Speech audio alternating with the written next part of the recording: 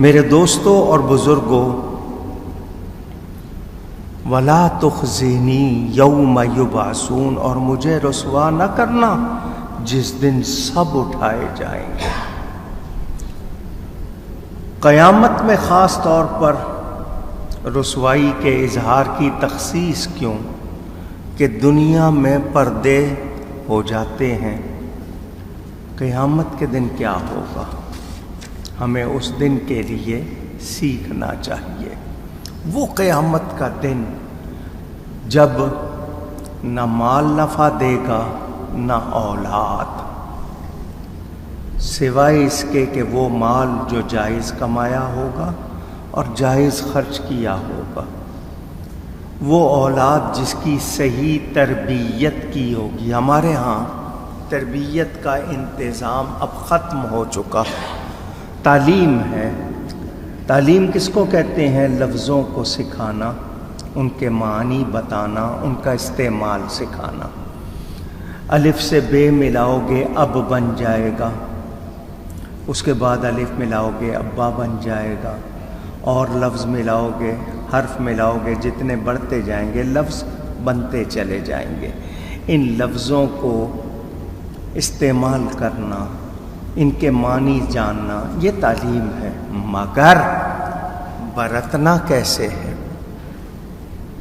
ادا کیسے کرنا ہے، اس کی تربیت ہوتی تھی۔ ماں باپ کرتے تھے، استاد کرتے تھے، بڑے بوڑھے کرتے تھے، ساتھی کرتے تھے۔ بیٹھنا اس طرح چاہیے، بڑوں سے اس طرح بات کرنی چاہیے، چھوٹوں سے اس طرح کرنی چاہیے۔ یہ تربیت ہوتی تھی، ایک ایک لمحے پہ سکھایا جاتا تھا۔ لباس پہننے کا طریقہ کیا ہے، اتار کے رکھنے کا طریقہ کیا ہے۔ ہمارے ہاں آج کل ہینگر لٹکاتے ہیں ہم کپڑے اتار کے، حدیث کہتی ہے کپڑے لپیٹ کے رکھو۔ ہمارے ہاں اپنی سہولتیں ہم نے دیکھ کے کتنے رواج بدل لیے، کتنا کچھ بدل لیا، تو ہم نے اس کو سیکھا نہیں۔ تو ہمیں اپنے دل کی حالت بھی صحیح رکھنی ہے، اور زبان اپنے پورے جسم سے، اعضاء سے ہم جو کام لیتے ہیں، ہاتھوں سے کیا لیتے ہیں، آنکھوں سے کیا لیتے ہیں، کانوں سے کیا لیتے ہیں، اس کی ہمیں باقاعدہ تربیت بھی دی جاتی تھی۔ دیکھنا اس طرح ہے، نظریں کہاں جھکانی ہے، کہاں ہم نے آنکھیں چار کر کے دیکھنا ہے، جہاں چوکنا ہونا ہے۔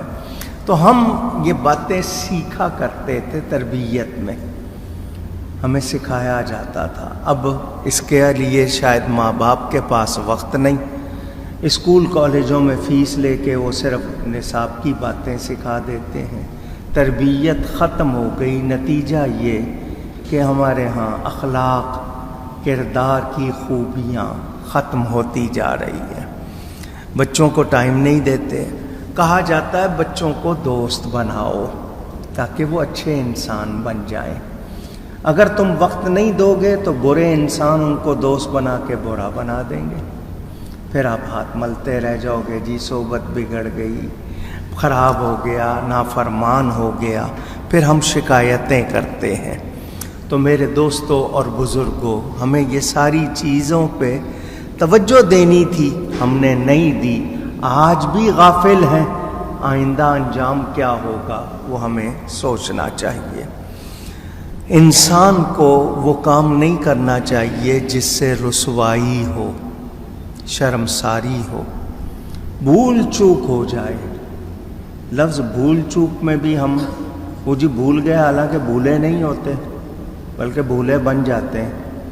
ایسا نہیں ہوتا، جو واقعی بھول چوک ہو گئی، شرمندہ ہو جائے، ہم گناہ کا جواز پیش کرتے ہیں، اس وجہ سے ہوا۔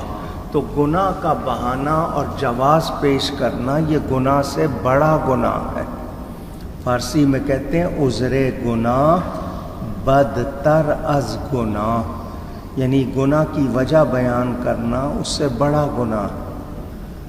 ہم نے بچنے کی کوشش کی، کیا واقعی ہم بچ سکتے تھے؟ ہم نہیں بچے تو ہم عذر کر کے اللہ کے سامنے کیا کہہ سکیں گے؟ تو ہمیں سوچنا ہے۔ تو رسوائی سے بچنا چاہیے اور دعا بھی کرنی چاہیے، یا اللہ ہمیں دنیا و آخرت میں رسوا نہ کرنا۔ نبیوں نے ہمیں سکھایا، وہ تو معصوم ہیں، یہ ہماری تعلیم ہے کہ ہم کیسے بنے۔ اولاد اور مال کماتے ہوئے بھی خرچ کرتے ہوئے بھی ہمیں خیال رکھنا ہے، میرا کام جو کر رہا ہوں حلال ہے، کما رہا ہوں حلال ہے، خرچ کر رہا ہوں صحیح کر رہا ہوں۔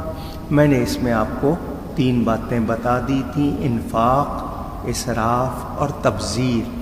جائز کاموں پہ خرچ کرنا، انفاق، اس پہ ثواب ہے، اور اسراف فضول خرچی کو کہتے ہیں، وہ پسند نہیں ہے، اور تبذیر غلط کاموں پہ خرچ کرنا وہ شیطانوں کا بھائی بننے والی بات ہے، تو ہمیں اس کا بھی خیال، اور کمانا کیسے ہے وہ بھی یاد رہے۔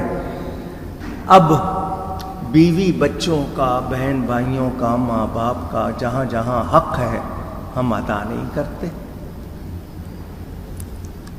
ہمارے ہاں دولت سے محبت شروع ہو جاتی ہے، ہم بگڑ جاتے ہیں۔ جہاں دولت سے محبت ہوگی وہاں بگاڑ ہوگا، اور نتیجے میں کیا ہوتا ہے؟ بہن بھائی سگے آپس میں بول چال، میل جول بند ہو جاتا ہے۔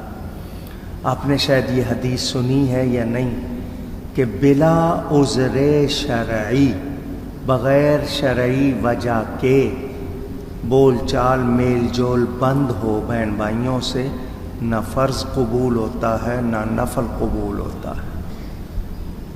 شرعی وجہ ہے اور وہ ثابت ہے تو آپ بول چال چھوڑ سکتے ہیں، شرعی وجہ نہیں ہے تو آپ کا بول چال میل جول چھوڑ دینا، بھلے آپ عمرے کریں، آپ کتنی نیکیاں کریں، نہ فرض قبول ہے نہ نفل قبول ہے، اور ہم توجہ تک نہیں دیتے۔ چھوٹی چھوٹی باتوں پر ہمارے ہاں مہینوں ایک دوسرے سے بول چال، پھر کہتے ہیں جی بندش ہو گئی ہے، تو بندش تو یہ ہمارے اعمال کر رہے ہیں، کوئی اور نہیں کر رہا، یہ ہم خود کر رہے ہیں، ہم ایسے کام کر رہے ہیں جن کی وجہ سے برکت اٹھ رہی ہے، بندش ہو رہی ہے۔ چیزوں کو ضائع کرنا، مثلا پانی کا استعمال، ہم کیسے کیسے پانی ضائع کرتے ہیں، پھر اسی پانی کے لیے ترسنا پڑ جاتا ہے۔ وضو کر رہے ہوں، غسل کر رہے ہوں، برتن دھو رہے ہوں، کپڑے دھو رہے ہوں، نل کھلا ہوا ہے، پانی بہہ رہا ہے، کوئی میٹر نہیں ہے، کوئی بل نہیں ہے، تو بس بہہ رہا ہے، نہیں احتیاط کرتے۔ ہمیں کہاں کہاں کس طرح احتیاط کرنی چاہیے، تو مال کمانا بھی اور مال خرچ کرنا بھی، اس میں احتیاط کی ضرورت ہے بہت زیادہ، اور انسان کو معلوم ہونا چاہیے کہ میرا صحیح طریقہ کیا ہونا چاہیے۔ وہ سیکھنے کے لیے آنا پڑتا ہے علماء کے پاس، یا ان کی مجلس میں درس میں بیٹھنا پڑتا ہے، اس کا ٹائم نہیں، 6 گھنٹے کا میچ دیکھ لیں گے، کچھ حاصل نہیں ہے۔ مگر جہاں ہم نے سیکھنا ہے وہاں ہم توجہ نہیں کرتے۔ میں نے آپ کو بتایا تھا، اسی مال سے آپ چاہیں جنت خرید لیں، اسی مال سے چاہیں آپ دوزخ خرید لیں۔ لفظ دینار کے حوالے سے آپ کو بتایا تھا، یہ 2 لفظ ہیں، دین اور نار، سکے کا نام ہے، سونے کے سکے کو دینار۔ حضرت مالک بن دینار نے یہ بات بتائی کہ اسی کو صحیح خرچ کر کے جنت لے سکتے ہو، اسی کو غلط خرچ کر کے نار آگ لے سکتے ہو۔ تو ہمیں معلوم ہونا چاہیے، الا من اتی اللہ بقلب سلیم، مگر وہ جو اللہ کے حضور حاضر ہوا سلامت دل لے کر، قلب سلیم۔ حضرت ابو القاسم حکیم رحمہ اللہ، ان سے پوچھا گیا قلب سلیم کی کوئی نشانی ہے؟ فرمایا 3 نشانیاں، کسی کو ناحق ایذا نہ دے،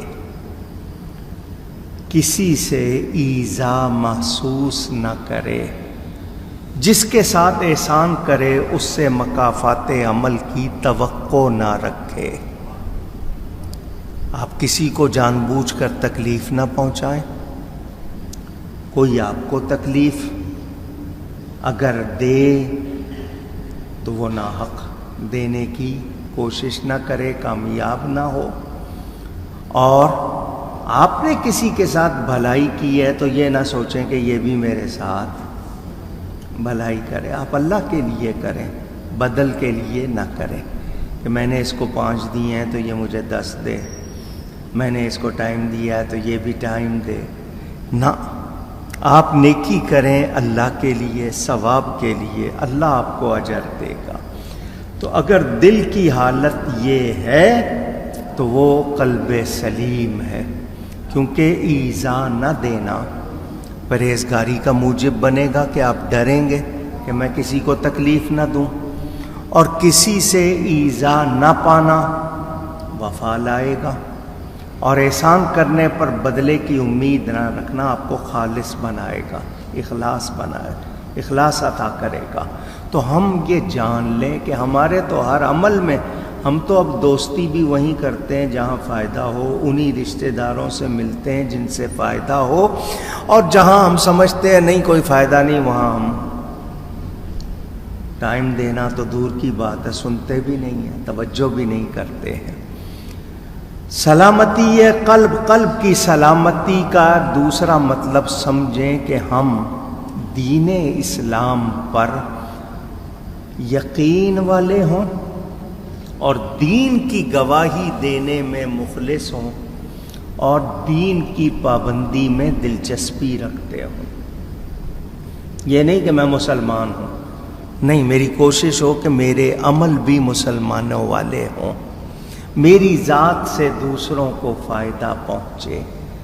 یہ قلب سلیم کہلاتا ہے. میرے دوستوں اور بزرگوں، میں ایک معنی اور بتانا چاہتا ہوں، اپنی طرف سے نہیں، قرآن و حدیث کی روشنی میں. قلب سلیم، سلامتی والا دل کون سا ہے؟ وہ دل جو نبی کے عشق سے بھرا ہوا ہے، جو نبی کی محبت سے بھرا ہوا ہے.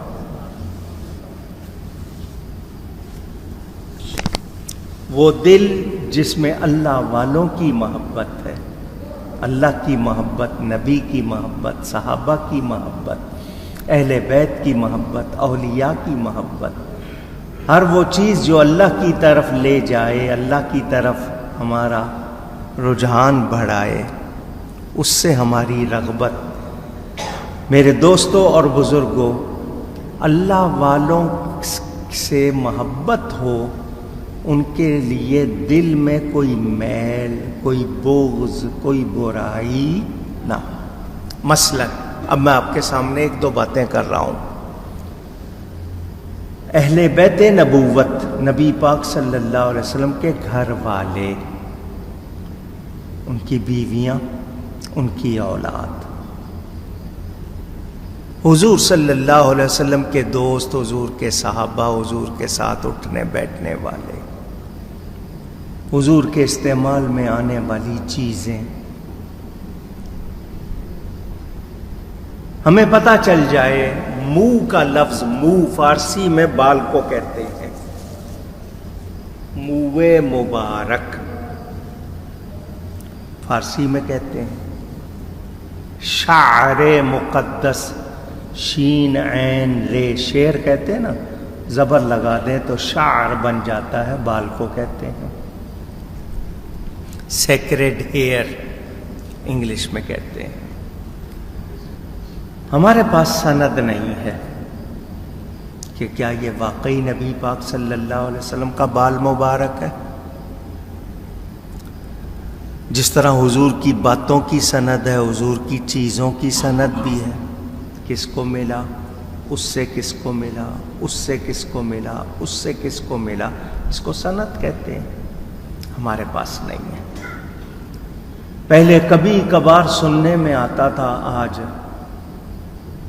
بہت زیادہ سننے میں آتا ہے کہ بال مبارک ہیں، شاخیں نکلتی ہیں، بال مبارک سے شاخیں نکلتی ہیں، وہ شاخیں آگے بڑھتی ہیں. حضور صلی اللہ علیہ وسلم کا بال مبارک سمجھ کر ان سے نسبت کی وجہ سے کہ نسبت حضور صلی اللہ علیہ وسلم سے ہے، ہم ادب کرتے ہیں، محبت سے دیکھتے ہیں کہ میری آنکھیں کتنی اچھی ہیں، میں نے اپنے نبی صلی اللہ علیہ وسلم کو نہیں دیکھا، میں ان کا بال تو دیکھ رہا ہوں، اور یہ دیکھنا میرے لیے کتنی بڑی بات ہے، میری آنکھوں کی عید ہے کہ ان کا تبرک دیکھ رہا ہوں۔ اگر کوئی دھوکہ دے رہا ہے تبرک کے نام پر، مثلا مبارک نالین، اب 1400 برس پہلے چمڑا تھا، آج تک اس چمڑے کی حالت کیا ہے؟ اگر کسی کے پاس اصلی ہے اور واقعی وہ اصلی ہے تو اس کے بارے میں اس کے پاس کوئی اگر سند نہیں بھی ہے، ہم نسبت کی وجہ سے احترام کرتے ہیں۔ مگر کوئی دھوکہ دے رہا ہے، لوگوں کی عقیدت کا ناجائز فائدہ اٹھا رہا ہے کہ لوگ پیار کرتے ہیں نبی کی چیزوں سے، اس کا مقصد کچھ اور نہیں، اس نے غلط چیز رکھی ہے اور نام نبی کا لگا دیا ہے، بتائیے یہ کوئی معمولی گناہ ہے؟ پوچھ رہا ہوں آپ سے۔ جو نبی کی اولاد نہیں ہے اپنے آپ کو سید کہہ لے، پتہ بھی ہو اس کو، اور پھر سید کہلائے، حالانکہ حدیث شریف ہے جو جس کی اولاد نہیں ہے اپنی نسبت غلط کی کہے، غلط کرے، یعنی جو باپ نہیں ہے اور اس کو باپ ظاہر کرے، وہ باپ نہیں ہے اس کو باپ ظاہر کرے صرف اپنی ناموری کے لیے دکھا، فرمایا اس پہ جنت حرام ہو جاتی ہے۔ اور لوگ 1947 کے بعد کیا کیا بنے، کس نے اپنے نام کے ساتھ کیا کچھ بدلا، کسی نے پوچھا شجرہ ہے جی، وہ رہ گیا جی، ہندوستان میں رہ گیا، یہاں آ کے کسی نے قریشی کہہ دیا، کسی نے انصاری کہہ دیا، کسی نے ہاشمی کہہ دیا، کوئی شیخ بن گیا، کوئی چودھری بن گیا، کوئی کیا بن گیا، کوئی کیا بن گیا۔ میں یہ باتیں کیوں کر رہا ہوں؟ قلب سلیم لے کے جانا ہے نا۔ میرے دل میں مجھے پتہ ہے، کھٹک موجود ہے، میں فلاں نہیں ہوں، اور مجھے وہ پکارا جائے یا میں چاہوں کہ مجھے ایسا پکارا جائے تو کیا یہ سلامتی والی بات ہے؟ اونچی۔ آج القاب کی بہتات، عاشق رسول کہلانا چاہتا ہے ہر شخص، ہونا چاہیے، مسلمان کو عاشق رسول ہونا چاہیے۔ کیا وہ ہے؟ کیا وہ واقعی نبی سے محبت کرتا ہے؟ اس کو وہ درجہ حاصل ہے؟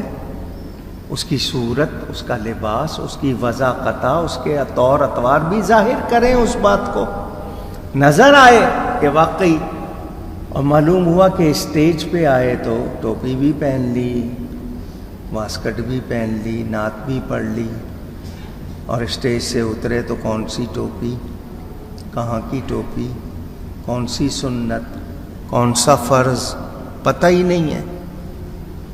کوئی عالم کہلائے یا نعت خوان کہلائے یا قاری کہلائے یا استاد کہلائے،